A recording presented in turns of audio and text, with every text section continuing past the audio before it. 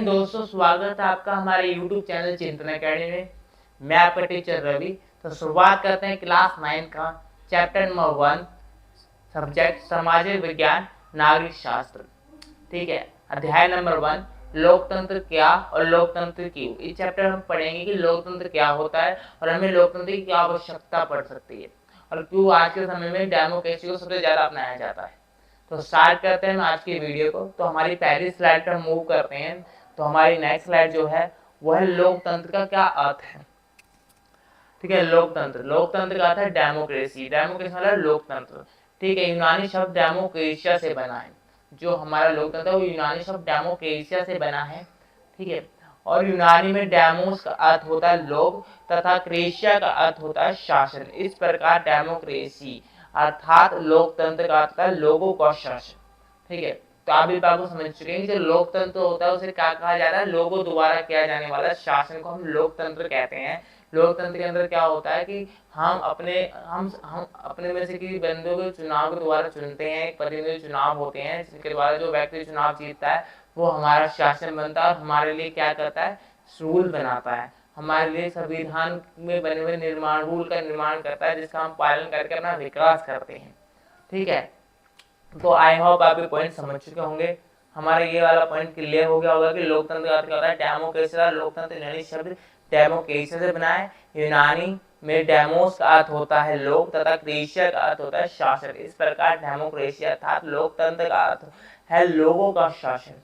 ठीक है, तो लोगों द्वारा किया जाने वाला शासन होता है लोकतंत्र।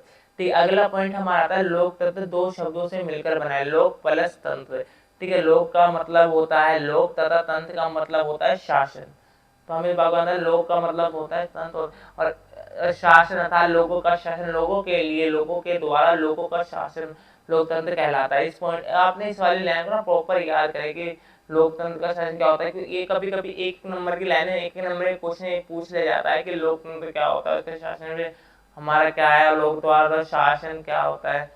तो ये हमारा एक बार क्वेश्चन आ जाता है। तो मैं पॉइंट पॉइंट वाली लाइन को पॉइंट कर देता हूँ। लोकतंत्र प्रत्येक योग्य नागरिक को राज्य से संबंधित मामले में अपना मत व्यक्त करने का। क्या पहले के टाइम में क्या होता था, राजा महाराजा का टाइम हुआ करता था।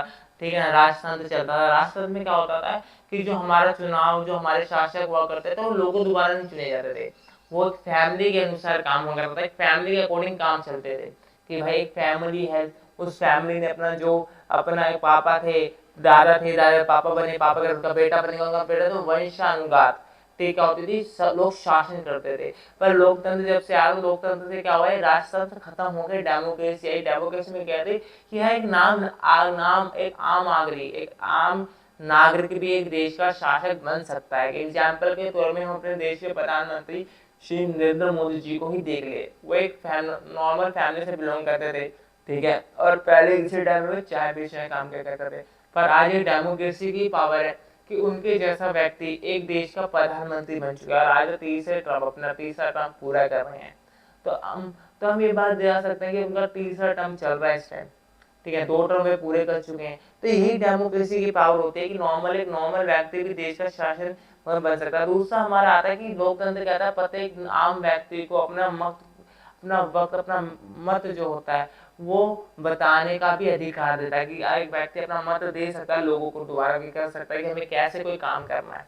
तो इस चीज को हम पॉइंट आउट करते हुए ये भी देख सकते हैं कि हाँ, एक बंदा कैसे अपने मत प्रयोग कर सकता है। लोकतंत्र समानता स्वतंत्रता पर भी ध्यान देता है कि हर व्यक्ति को इक्वल समानता मिले, इक्वल स्वतंत्रता मिले। पहले के टाइम में क्या हुआ करता था कि इंडियन सोसाइटी के अंदर लोगों को समानता इक्वल नहीं हुआ करते। जो दलित लोग हुआ करते थे उनके साथ बहुत असमानता की जाती थी।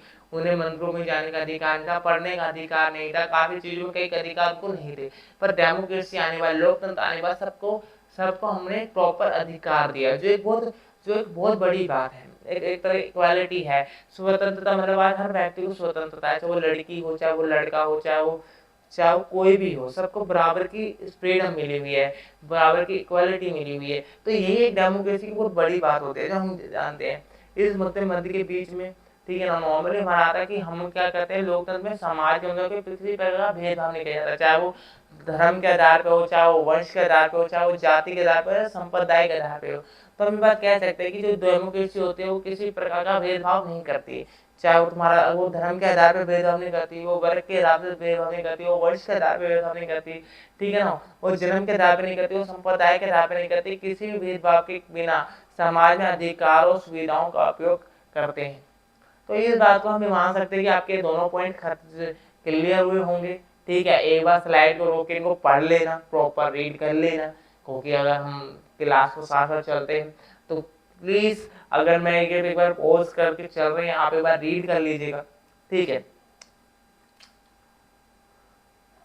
तो अगले स्लाइड पे हम मूव करते हैं। नेक्स्ट स्लाइड जो हमारी है वो है लोकतंत्र, शासन का वह रूप जिसमें शासकों का चुनाव जनता करती है, लोकतंत्र कहलाता है। लोकतंत्र निष्पक्ष और स्वतंत्र चुनाव पर आधारित है। देखो, शासन का वह जिसका शासकों का चुनाव जनता द्वारा करते हैं। पहले के टाइम में क्या हुआ करता था कि राजा महाराजा हुआ करते थे, राजा महाराजा के जो हुआ करते थे, एक बंदा महाराजा है तो अगला राजा जो बनेगा वो उसी का ही बेटा बनेगा, उसी की फैमिली से बनता था।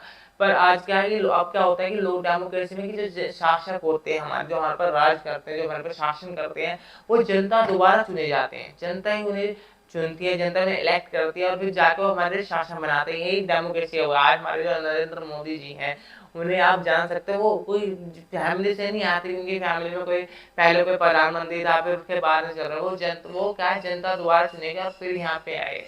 तो इस चीज का उदाहरण समझ लीजिए। और लोकतंत्र निरपक्ष स्वतंत्र चुनाव पर रहे। तो निरपक्ष स्वतंत्र चुनाव क्या होता है कि जब हम चुनाव करवाते हैं, क्या होता है कि लोगों को चुनाव दोबारा चुना जाता है कि आज हमारा जो शासक बनेगा वो कैसे चुनेगा। तो एक चुनाव होता है जिसमें जो भी व्यक्ति 18 साल से ऊपर का हो जाता है उसे वोट देने का अधिकार देते हैं, वो अपनी वोट देता है। जिस व्यक्ति को सबसे ज्यादा वोट प्राप्त होती है वो क्या बनता है, हमारा शासक बनता है। तो जो हमारा चुनाव होता है वो निरपक्ष होता है। निरपक्ष मतलब किसी के पक्ष में नहीं होता, बिना भेदभाव के, इक्वल होके, समानता स्वतंत्रता पे आधार होके हमारा चुनाव होता है। ठीक है ना, और वो चुनाव को जो बंदा जीतता है, जो चुनाव में आता है, वो हमारी सरकार बनाता है। तो जो हमारी सरकार बनती है वो संवैधानिक सरकार होती है, जो संविधान के अकॉर्डिंग, जो हमारा कॉन्स्टिट्यूशन है उसके जो रूल्स लिखे उनको पूरा फॉलो करके यहाँ पे आई है, इसलिए हम संवैधानिक सरकार कहते हैं। समझे? ठीक है ना, ठीक है, आधार पर काम करती है। ठीक है, फिर नागरिक अधिकारों पर के आधार पर उनका क्या मतलब, जो नागरिक के अधिकार है उनकी रक्षा करना, एक नागरिक के विकास के लिए काम करना। आज के टाइम में क्या होता है, हमारी सरकार का काम है कि जो हमारे नागरिक के अधिकार है उनकी रक्षा करना, उनके चलना। ऐसे पहले के टाइम में क्या होता था, राजा महाराजाओं के पास अनलिमिटेड पावर्स हुआ करते थे, वो जो चाहे वो कर सकते थे।